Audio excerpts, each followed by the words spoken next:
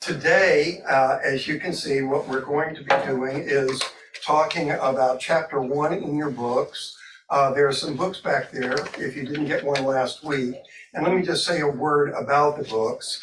Back a little bit.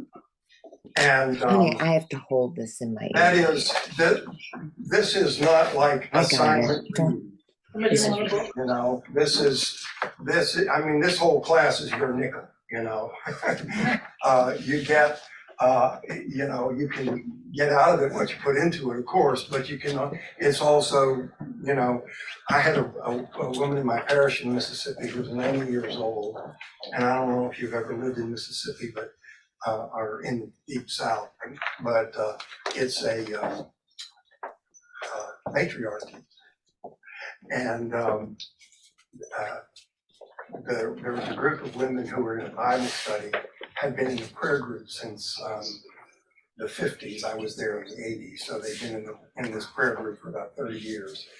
And the youngest of them was Why 70. do I have to do that? The oldest of them was 96. And I have never met a freer or more courageous or wise group of people in my life. I used to say nobody can be free until they're at least 78 on the basis of them. But one of them's name was Miss Lucy, who has turned out to be the most quotable of the group. And she used to say if we were teaching a Bible study or something, somebody would ask a question and I would give an explanation of it, and she would just say, chew the meat and leave the bones. Chew the meat and leave the bones. Chew the meat and leave the bones. So that's how to take the book, that's how to take the class, that's, chew the meat, leave the bones. If it's helpful to you, the way the book actually came about is, and I'm sure this wouldn't be true here, but when I first developed this, there were people who didn't make every session. Oh, no. And so they would come and they would say, what'd you talk, I wasn't here last week, what'd you talk about? And so I started printing the lectures of what I talked about. And for a while, we gave them out in piecemeal, like we did last year here. But then it got confusing because people couldn't figure out, was this the one I missed or was that the one, which one? And so finally I put it all together. And then last year when we had a critique of last year's course, somebody said, it would have really been helpful if we could have this all at once. Mm-hmm. So there you go, we had to do that. So what today is really is sort of a continuation of last week, in the sense that it's kind of an explanation and an introduction to the whole course of the faith-seeking journey. And so I want to make a couple of distinctions and set some terms before we go on. And the first, of course, is to say that this is a faith-seeking journey that is intended to share the resources that the people of God who are known as the Anglican Communion throughout the world and that we call the Episcopal Church have developed over centuries to help us live a life of faith. And so the first thing that I need to do is to distinguish between faith and religion. And the way I like to do that is to say that faith is like courage. Most of the time you don't need it. Most of the time, most of us can get up and go to work and live our day without drawing on courage at all. And now I know that there are some people who have to get courage just to get out of bed in the morning and face the day, or to begin each day. And I'm not, discounting that at all. But for most of us, most of the time, we can go about our day without drawing on a lot of courage or faith. But it's only in times of crisis or danger, or maybe when we're sick, or we get a bad diagnosis, or we've lost a job, or our 16-year-old gets a driver's license. That 15-year-old gets a permit. Oh, yes. Watching your 16-year-old drive off into the night on Saturday night is God's way. Maybe They've already read that. But then we have to draw on the courage that we have or the faith that we have. We can't, it's too late to get it then. We have to use what we've got, which is where religion comes in. And I like to compare religion to money. Religion is the currency of faith. The way we use money is, first of all, money helps us to assign value to things. Money says, this is worth $20 and I wouldn't give 20 cents for that, as a way of saying this is more important, more valuable than that is. And so religion helps us to do that too. It clarifies our values and what's important and what's not.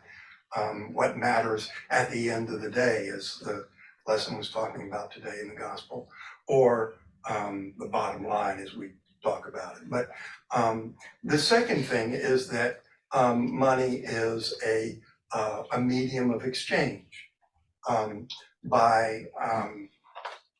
By having money, we can, and assigning value to things, we can trade with each other. We can say, this is worth more than that, and I'll give you this much for that. And we can come to an agreement about the values that we share in relation to the things that we want to exchange with each other. And faith helps us, or religion helps us to do that too.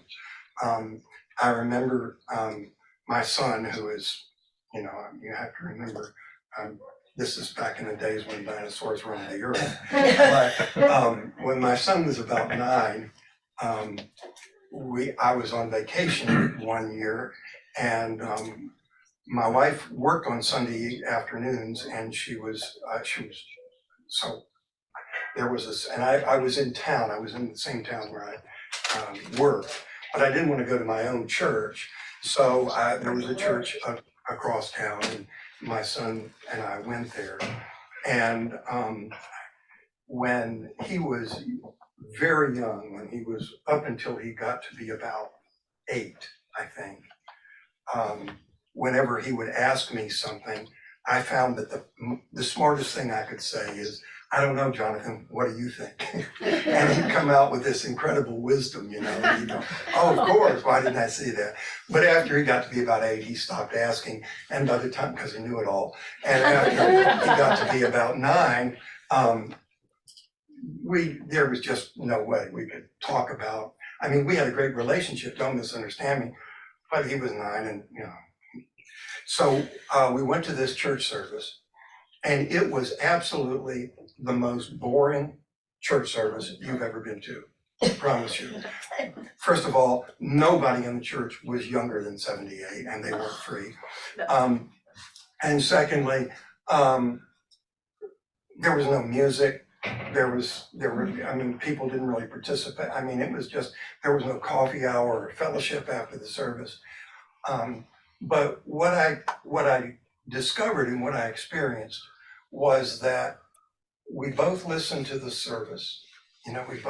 We both listened to the sermon. We both stood up and said the creed together. We both went up and knelt down and received communion together. And the liturgy gave us a way of sharing our faith in the only way that was really open to us at that time. I came home and I told my wife, I said, I think I'm finally beginning to get religion.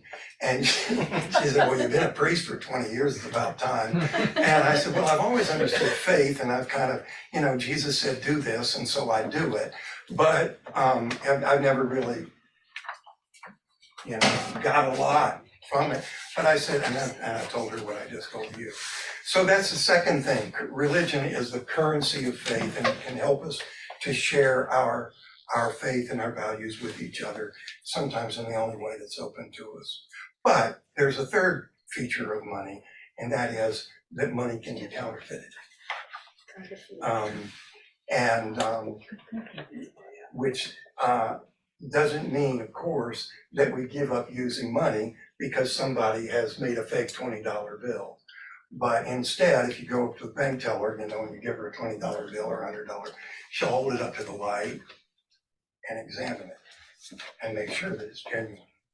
So that's true of religion too. Religion can be counterfeited, but don't throw the baby out with the bathwater. Hold it up to the light, examine it, make sure that it's authentic and true, and then use it as a currency of faith, as a way to nurture your faith and to help us live a life of faith. So now the second thing I have to do is to talk about what is faith. And I said something about this last week, but I just want to kind of reiterate it and frame it a little bit. And that is to say that faith is not a possession. Faith is not something that we have or that we own or that is even complete. And that's why when we call this the faith-seeking journey, we're not saying we think you don't have any faith and you've come here to find it. What we're saying is we believe that your faith journey has led you here and we want to be helpful. Okay, so and the reason that we say that is because Jesus tells us that faith is seeking, right? He says, seek ye first the kingdom of God, and everything else, all these things that you're anxious about, what you'll wear and what you'll eat, and you know, how many hair you got in your head. All these things will fall into place. Some will be more important than others, and you'll be able to see that. But he says, make your search and your seeking for God and for his righteousness and for his kingdom and his will to be done in your life. Make that your priority. Everything else will fall into place. And so we say that faith is seeking. And so this is a faith-seeking journey. It's not a journey to replace your seeking with certainty. I don't know if you've ever seen the program, what's it called? How the Universe Works, I think. It's on the Science Channel or the History Channel or one of those. But it's about Big Bangs and quasars and the way the universe works. And there's one physicist, they quote a bunch of physicists during the presentation, and somebody says, and I think he's actually quoting Richard Feynman, but he said, I would rather have he's talking about the fact that, and this is even more true now because of this new telescope we've got that's gone out into the universe, you know, and it's discovered these massive big holes that shouldn't be there, black holes that shouldn't be there.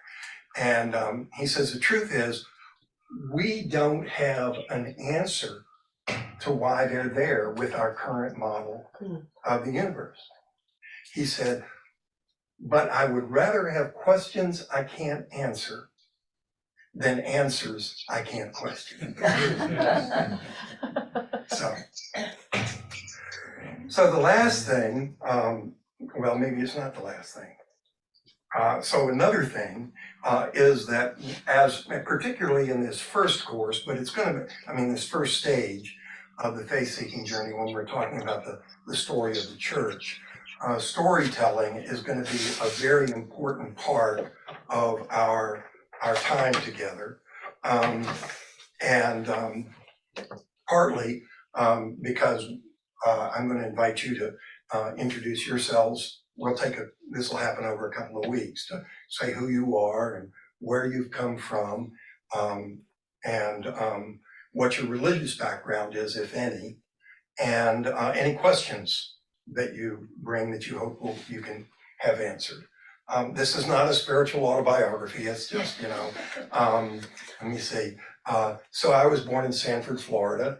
I moved to Pompano Beach, and I retired here from Colorado. My dad was an Episcopal priest too. The last thing I thought would happen to me would be that I'd end up as a priest, because I didn't want to have to wear collars and things like that.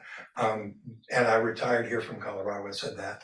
And I started the faith-seeking journey because I realized after I was ordained that a lot of people had the same experience of their Christian education that I had had, which is that it stopped when I got confirmed. And what I remembered about my confirmation at the age of 12, I think, I told you this last week, is that it met a Tuesday afternoon at 4:30, period.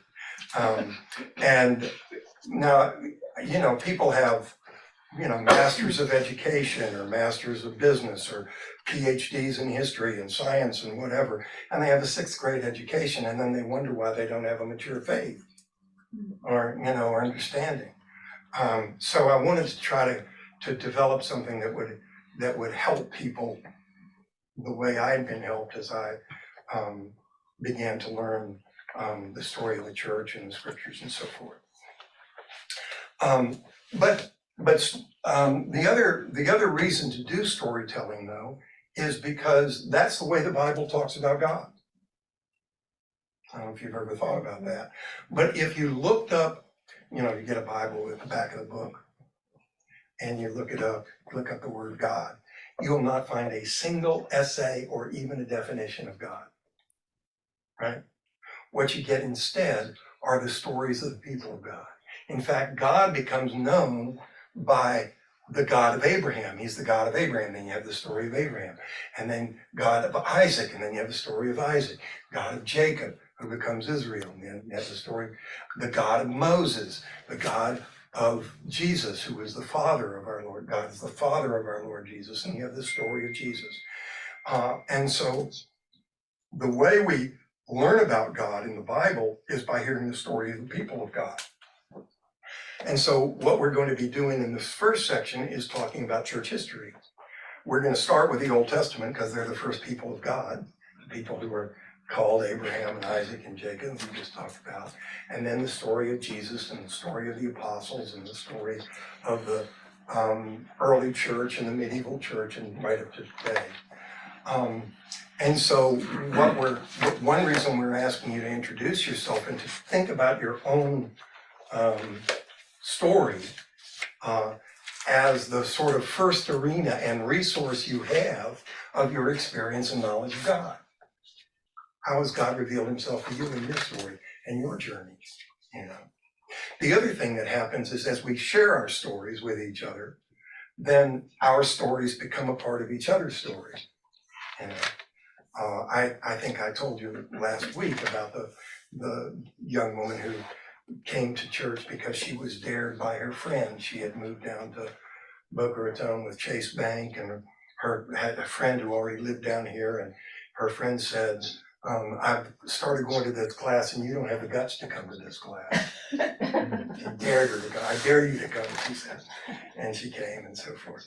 So her story is now a part of the story of that parish and that diocese, in fact. So storytelling helps shape our identity, who we are, where we've come from, what questions we've had along the way.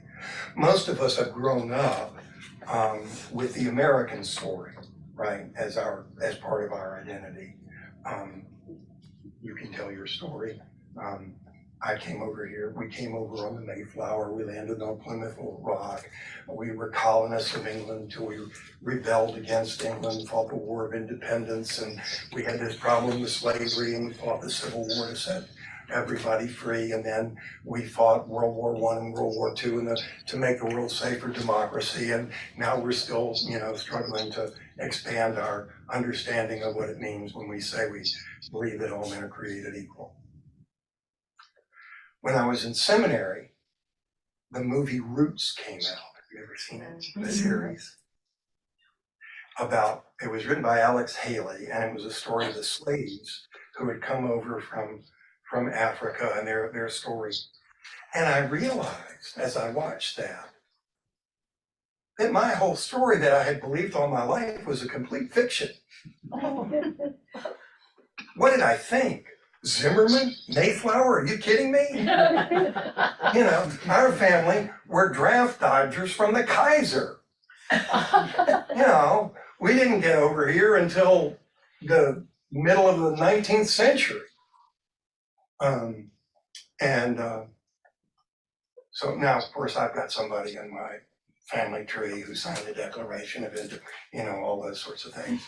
We all have, I mean, we're all mutts over here, but that's kind of where I realized that the story that had really shaped my identity was not a story of my German roots, but the story that it was my faith story that I had learned in public school. And so one of the things that we do in sharing our story is also acquiring the story of the people of God by telling the story of church history, or rather of people who have lived their life in Christ throughout the centuries as the people of God. Don't think of it as a church history story, or rather course.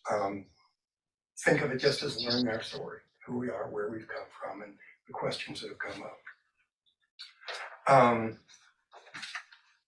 And the last thing I need to talk about very quickly is storytelling and revelation. And you should have a handout. You have a handout about that? It's not in the book, actually. It's a graphic. This one? That's it, right there. Yes. How many of you know the song or the hymn, Immortal, Invisible, God Only Wise?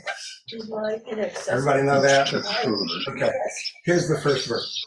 Immortal, invisible, God only wise, in light, inaccessible, hid from our eyes. Okay, is that familiar? Okay. Now think about that. God is here, and he is immortal. What about us? Invisible. Not so much. We're immortal. God is invisible, which doesn't just mean that God is unseen. It means God cannot be seen. He is immortal, he is invisible, and we, of course, what you see is what you get. Right? We're visible. The world is visible. My God. God is only wise. That means he is the only wise one. The rest of us, not so much. Right? God dwells in light, and we in what C.S. Lewis calls the shadowlands, right? A mixture of light and darkness. But God dwells in light, and God is, the song says, we sing it all the time, we just never think about this. If this is true, inaccessible. That means he is not able to be accessed. And not maybe just because he is invisible, but because he is hidden. He is hidden from our eyes. Immortal, invisible, God only wise, in light, inaccessible, hid from our eyes. So that hymn, if we take it seriously, says that there is this enormous gap between us and God. Call God ultimate reality, roundable being, whatever you mean by the word God. But whatever it is, there's this huge gap between us and God. So how can we bridge that gap? How can we claim to know anything about God at all? Well, I think there's only two ways it can happen. One is we can look up, or God can come down. The Latin word for look is speculo. And we get the word speculation from it. So speculation is us looking up or out or within to see things that are ultimately true, ultimately real, right? The Greek word for things that we see, things seen, is idea. Idea are things that we see. In speculation, as we look up or out or within, we develop ideas. And we can weave those ideas, things that we have seen, by looking up or out or within, into a system that has coherence and knowledge and so forth. And we call that wisdom. The Greek word for wisdom is Sophia. And then we can become lovers of wisdom and become philosophers. And the Western, that's the filial love, not the love of wisdom is the Western philosophical tradition is a speculative tradition. It's a history of people who have looked up or out or within and developed ideas which they have woven into a system of knowledge, which is wisdom. I don't know if you know, there's a woman, I watch YouTube a lot, and there's a woman who is actually the professor at the Institute of Advanced Studies in Frankfurt, I think. Anyway, she has these programs where she talks about, quantum physics in a way that she says you can understand. And you can't. I've tried. But anyway, and why did I want to tell you about her? You're on YouTube. Well, she's on YouTube, but she, I know, her first book was called The Fallacy of Beauty, it's about mathematics, and she was saying that physicists fall in love with a theory because it's beautiful, and she cites string theory and all that. But anyway, the point is that sometimes it works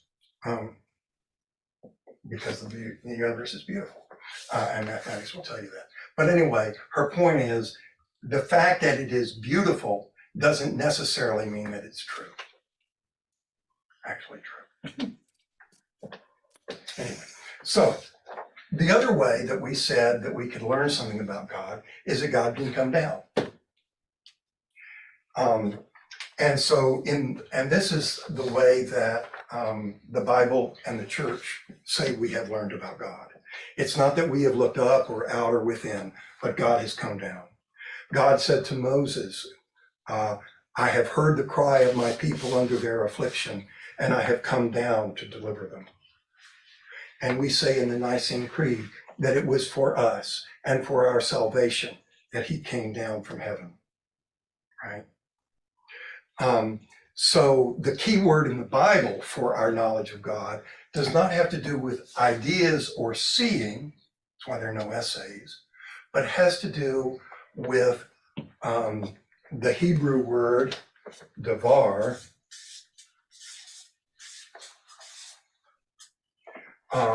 or which is translated into Greek by the word, sorry, I'm going to do that. Logos, and it means word. But it's interesting that it also can mean event or thing. So for example, the book of Amos begins with God saying, begins with these kind of superscription. These are the words, that Amos saw in the days of King Uzziah. You see how it works? In other words, this is what was happening. This is what was going on. So in the Bible, the key word for our knowledge of God is the word, thing, event. Now, we know that in the universe at any particular moment, there are billions and billions and billions of things that happen, right? And clearly, not all of them are events of revelation. Most of them we don't even know about. So in order for an event, for something that happens to become an event of revelation, three things I think have to be true. The first is there has to be somebody there to see it. Does a tree that falls in the forest make a sound with nobody there to see it? I don't know, we can speculate about that. But it's not an event of revelation, because in order for it to be an event of revelation, somebody has to witness it. And when they witness it, they have to say, this is important. This means something. We have to remember this. So it has to be recognized as an event.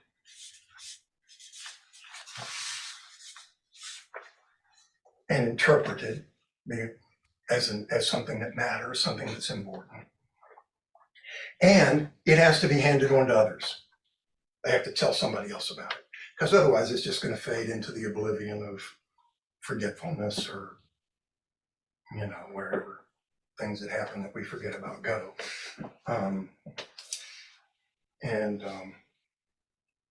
So it has to be handed on.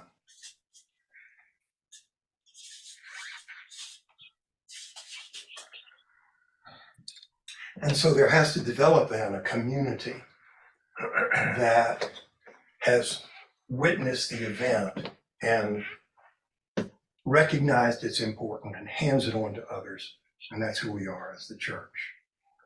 That we're the people who say that that we believe that Jesus is the only Son of God, because we saw that he was crucified under Pontius Pilate, died, and was buried and rose again. And so now we have to confess that and tell other people about it, because we think it's important to remember and to hand it on. So I don't know if you've ever thought about this, but that's why when we say the creed, this is the revelation. God is Father, Son, and Holy Spirit. We say we believe in the one holy Catholic and Apostolic Church, because the church, as a community of faith that has witnessed the event of revelation and interpreted it and confesses it and hands it on, is part of the revelation. There's no revelation without it. Without it, or without, it might be like a supernova that explodes in the universe someplace that nobody sees, but unless somebody is there to see it and recognize its importance and hand it on, then it's not an event of revelation. So we can't. So that means there's always a subjective element, isn't there?